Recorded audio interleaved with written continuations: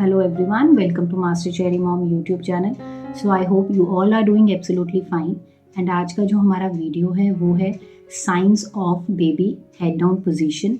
सो इस वीडियो को स्टार्ट करने से पहले चैनल को सब्सक्राइब कीजिए, वीडियोस को लाइक करिए और शेयर करिए.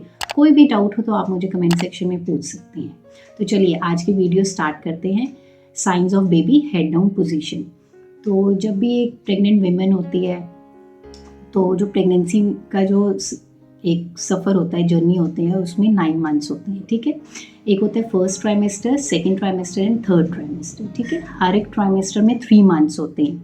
तो जो लास्ट का ट्राइमेस्टर होता है, जो कि हम कह लीजिए 7th, 8th और 9th मंथ होता है, इस मंथ्स में ये देखा जाता है कि बेबी हेड डाउन पोजीशन में आया है कि नहीं आया है. ठीक है, तो ये कब पता चलता है और कैसे देखा जाता है? तो या तो 8th मंथ के एंडिंग में या फिर 9th मंथ के स्टार्टिंग में अल्ट्रासाउंड होता है. ठीक है, जो अल्ट्रासाउंड होता है उसी के थ्रू पता चलता है कि बेबी हेड डाउन पोजीशन में आया है कि नहीं आया है. या फिर एक और चीज़ होती है कि डॉक्टर हैंड से भी इंटरनल चेकअप जब होता है तो उस टाइम पे भी चेक करते हैं कि बेबी हेड डाउन पोजीशन में है कि नहीं आया है उस टाइम पे भी. ठीक है, ऐसे भी चेक किया जाता है बाय विद हैंड, 2 फिंगर्स के थ्रू, जिसे हम इंटरनल चेकअप भी कह देते हैं. तो क्या होता है कि जब अल्ट्रासाउंड होता है तो अल्ट्रासाउंड में बहुत सी चीज़ें देखी जाती हैं. उसमें ये देखा जाता है कि बेबी की ग्रोथ कैसी है, उसका वेट पुट ऑन हो रहा है कि नहीं हो रहा है, फिर एमनियोटिक फ्लूइड ठीक है कि नहीं है, बेबी का हार्ट रेट, जिसे हम फीटल हार्ट रेट कहते हैं, FHR, वो ठीक आ रहा है कि नहीं आ रहा है. तो ये सब चीज़ें देखी जाती हैं. और इसी में ये भी देखा जाता है कि बेबी जो है हेड डाउन पोजीशन में आया है कि नहीं आया है. इसे हम सिफेलिक पोजीशन भी कहते हैं. ठीक है, एक हेड डाउन पोजीशन में जब बच्चा आता है तो इस चीज़ को आप घर में भी नोटिस कर सकते हैं. इसके भी 3 मेजर सिम्टम्स होते हैं जिनसे आपको पता चल जाएगा कि बेबी हेड डाउन पोजीशन में आ चुका है. सो सबसे पहला सिम्टम क्या है बेबी की हेड डाउन पोजीशन का, जिससे आपको पता चल सके? तो फर्स्ट वन इज कि आपका स्टमक शेप. तो there is an change of stomach shape. जब भी आपका बेबी हेड डाउन पोजीशन में आएगा तो आपके जो स्टमक होगा ना, उसकी शेप में चेंज हो जाएगा. जैसे कि बेबी जैसे पहले ऊपर की तरफ था, बेबी नीचे की तरफ हो जाएगा, पेट नीचे की तरफ हो जाएगा, ऊपर की तरफ से आपको खाली लगना शुरू हो जाएगा. ये चीज़ मैं अपना पर्सनल एक्सपीरियंस आपके साथ शेयर कर रही हूँ कि जब मेरा 9th मंथ था ना, तो उस टाइम पे क्या हुआ था कि मुझे उस टाइम पे इतना नॉलेज नहीं होता था कि सिफेलिक पोजीशन, बेबी का हेड नीचे होना चाहिए कि नहीं होना चाहिए. मुझे नहीं इस चीज़ के बारे में पता था. बट जो चीज़ मैंने नेचुरली पहले फील कर ली थी वो मैं आपको बता रही हूँ कि मेरा पेट पहले ऊपर की तरफ था. ठीक है, बाद में मेरा जो पेट था, स्टमक था, वो नीचे की तरफ चला गया. और एक दिन मुझे हुआ, मैंने कहा मेरा पेट ना नीचे की तरफ चला गया है, ऊपर की तरफ नहीं रहा. तो ये सबसे पहला सिम्टम होता है कि आपका जो स्टमक होगा ना, वो ऊपर से खाली खाली लगेगा और आपको ऐसा लगेगा कि नीचे की तरफ चला गया, तो नीचे की तरफ झुकाव आ गया आपके पेट का. तो ये फर्स्ट सिम्टम होता है. अच्छा, जब आपका स्टमक नीचे की तरफ चला गया तो ऊपर क्या होता है, खाली सा फील होएगा, तो आपको ब्रीदिंग का इश्यू नहीं होगा. जैसे हमें ब्रीदलेसनेस का होता है ना कि सांस मतलब भारी आती है, ऐसा लगता है सांस चढ़ रही है एकदम से, मतलब ज़रा सा हम कदम चलते हैं, थोड़ा सा भी वॉक करते हैं तो ऐसा लगता है सांस नहीं आ रही है, रुक जाते हैं, थक जाते हैं जल्दी. तो वो चीज़ नहीं होगी. आपको ईजिली ब्रीदिंग हो जाएगी, आपको ऐसा लगेगा कि सब नॉर्मल हो गया, कोई कुछ प्रॉब्लम ही नहीं फील होगी. ठीक है, तो ये फर्स्ट सिम्टम था. Now comes the second one. Second symptom जो होता है इंक्रीज इन वाइट डिस्चार्ज, या फिर आप उसको म्यूकस भी कह सकते हैं. जब बेबी हेड डाउन पोजीशन में आता है ना, तो जो प्रेशर होता है ना, वो आपका सारा नीचे पेल्विक एरिया में आ जाता है. ठीक है, और वहाँ नीचे सर्विक्स भी होता है. तो जो ये वाइट म्यूकस होता है ना, ये वहीं पे ही होता है नीचे. जब प्रेशर नीचे आने लगता है ना, जब बच्चे का सर नीचे होता है तो प्रेशर नीचे पड़ रहा है, तो वहाँ से क्या होता है, म्यूकस भी बाहर निकलना शुरू हो जाता है और वो ज़्यादा क्वांटिटी में हो जाता है. ठीक है, जैसे कि पहले मुझे होता था 9th मंथ में, मेरे को शुरू हुआ था 2nd वीक में ये चीज़ होनी शुरू. 1st वीक में हो रही थी पर मुझे इतना नहीं था, मैंने कहा ये वैसे ही निकल रहा है, डिस्चार्ज हो रहा है. बट जब मेरी डिलीवरी होने से थोड़े दिन पहले क्या होना शुरू हुआ था कि थिक म्यूकस है ना, मतलब जैसे गाढ़ा एकदम, जिसको हम कहते हैं कर्ड की तरह, ऐसे वो निकलना शुरू हो गया था. पहले थोड़ा था, फिर और ज़्यादा हो गया, फिर और ज़्यादा. एक दिन इतना ज़्यादा हो गया था कि तब मुझे हुआ कि ये तो बहुत ज़्यादा निकल आया बाहर. तो ये वाइट डिस्चार्ज भी ज़्यादा आने लग पड़ता है. ये भी एक सिम्टम होता है कि आपका जो बेबी है वो हेड डाउन पोजीशन में आ चुका है. Then comes the pressure on pelvic area.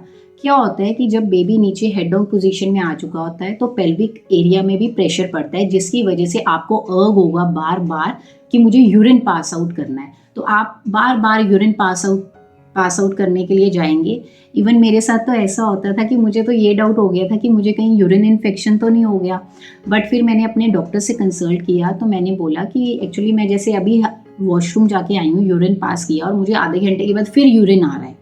तो वो कहते कि कोई बर्निंग सेंसेशन वगैरह तो नहीं हो रही, कोई फीवरिश। तो मैंने कहा नहीं वो कुछ नहीं हो रहा, पर मुझे यूरिन। कहते कोई बात नहीं, इट्स ओके, ये नॉर्मल चीज़ है, क्योंकि बेबी जो है उसका हेड नीचे हो चुका है तो वो आपके पेल्विक एरिया में प्रेशर डाल रहा है।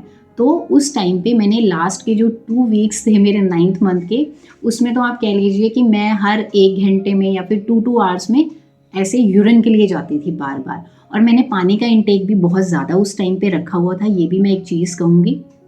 वो इसलिए रखा हुआ था क्योंकि थोड़ा सा मेरा एमनियोटिक फ्लूइड कम हो चुका था 8th मंथ के एंड में। ठीक है, तो ये भी एक सिम्टम होता है। अगर आप बार बार यूरिन के लिए जा रहे हैं तो ये बता रहा है कि हाँ बेबी जो है वो हेड डाउन पोजीशन में आ चुका है। अब उसके बाद बात करते हैं, this is not a symptom, ये आप कह लीजिए कि ये एक काइंड ऑफ ना, हमें लगता है कि जैसे कि पेन्स आते हैं, जिसे हम कहते हैं फॉल्स लेबर पेन्स भी आती हैं। फॉल्स लेबर पेन्स का मतलब क्या होता है, बेबी का उस टाइम हेड तो हो चुका है नीचे, पर वो पेन जो होती है ना वो बैक से शुरू होगी और आगे स्टमक की तरफ आएगी। लेकिन वो जो पेन होगी ना थोड़ी देर आएगी, फिर काफ़ी टाइम के बाद आएगी। ठीक है, लेकिन उसमें क्या होता है कि अगर आप लेट जाएंगे, जैसे ही आप अपनी पोजीशन चेंज करेंगे ना वो पेन चली जाएगी। ठीक है, तो वो इसलिए आ रही होती है कि अब हमें इंडिकेट किया जा रहा होता है हमारी बॉडी की तरफ से कि हाँ डिलीवरी होने में अब थोड़े ही दिन रह गए हैं, तो प्रिपेयर कर रही होती है हमें बॉडी। ठीक है, अदरवाइज नथिंग टू वरी, वो पेन्स आती ही आती हैं, ये भी एक काइंड ऑफ सिम्टम ही होता है। ठीक है, उसके बाद पेन की बात करते हैं। जब बेबी का हेड डाउन नीचे होता है तो प्रेशर भी नीचे आ जाता है। ठीक है, तो क्या होता है कि आपकी बैक में पेन होना स्टार्ट हो जाता है। ठीक है, फिर आपको ऐसा लगता है कि आपके लोअर एब्डोमेन में या फिर पेल्विक एरिया में भी जब प्रेशर पड़ रहा होता है तो लगता है कि पेन हो रहा है। तो ये भी एक काइंड ऑफ सिम्टम ही होता है कि हेड डाउन पोजीशन है। Then comes the next one, that is the cervix checking. तो आपका क्या होता है कि जब 9th मंथ होता है तो डॉक्टर आपको चेक करते हैं, वो आपका इंटरनल चेकअप करते हैं। तो उसमें ये देखा जाता है कि जो सर्विक्स है वो ओपन हुआ है कि नहीं हुआ, कितने सेंटीमीटर हुआ है, क्योंकि जैसा कि कहा जाता है कि 10 सेंटीमीटर तक अगर ओपन होता है तो डिलीवरी होती है। ठीक है, स्टार्टिंग में जब डॉक्टर आपका 2 फिंगर्स डाल के चेक करते हैं तो वो ये देखते हैं कि सर्विक्स जो है वो सॉफ्टन होना शुरू हुआ है कि नहीं हुआ, और उनको ये भी आइडिया हो जाता है कि बेबी का हेड जो है वो नीचे की तरफ हो चुका है कि नहीं हुआ है। ठीक है, तो क्या होता है कि वो जब ये चीज़ चेक करना शुरू करते हैं तो वो आपको ये बता देते हैं कि कितना टाइम अब और रहता है आपकी डिलीवरी के लिए। ठीक है, तो इस चीज़ जब डॉक्टर आपको चेक कर रहे हैं आपके सर्विक्स ओपनिंग को, तो वो यहाँ से भी आपका बता सकते हैं कि आपकी डिलीवरी जो है कब तक होगी, और नॉर्मल होगी कि सजेरियन होगी, ये भी चीज़ बता देते हैं डॉक्टर्स पहले। हाँ, लेकिन एक और चीज़ मैं यहाँ पे ऐड करना चाहती हूँ, ज़रूरी नहीं होता है कि हेड डाउन पोजीशन आपकी एंड तक नहीं हुई है तो इसका मतलब डिलीवरी नहीं होगी नॉर्मल, नहीं, ऐसा नहीं होता। समटाइम्स ये चीज़ें भी देखी जाती हैं कि डॉक्टर जो है वो अपने हाथों से इवन मतलब वो ऐसे ही बच्चे को ऐसा रोटेट करते हैं कि उससे भी बेबी जो है वो नीचे की पोजीशन में आ जाता है, लेकिन वो डॉक्टर्स ही कर सकते हैं और कोई नहीं कर सकता। ठीक है, सो ये जो मेन 3 सिम्टम्स ने जो मैंने आपको बताए कि इनसे पता चल सकता है आपको घर में ईजिली कि आपका बेबी जो है वो हेड डाउन पोजीशन में आया है कि नहीं आया है। ठीक है, और ये मेरे खुद के पर्सनल एक्सपीरियंस के ऊपर बेस्ड थे। सो आई होप इस वीडियो से आपको हेल्प मिली होगी, आपको ये हेल्पफुल रहेगा जानने में अपने आप खुद से घर पर कि हाँ आपका बेबी हेड डाउन पोजीशन में आया है कि नहीं आया है, सिफेलिक पोजीशन में है कि नहीं है। सो आई होप कि आपको इस वीडियो से हेल्प मिलेगी। एंड जाने से पहले चैनल को सब्सक्राइब कीजिए, वीडियोस को लाइक करिए एंड शेयर करिए। कोई भी डाउट हो तो कमेंट सेक्शन में आप मुझे पूछ सकते हैं। Till then take care, thank you and bye bye.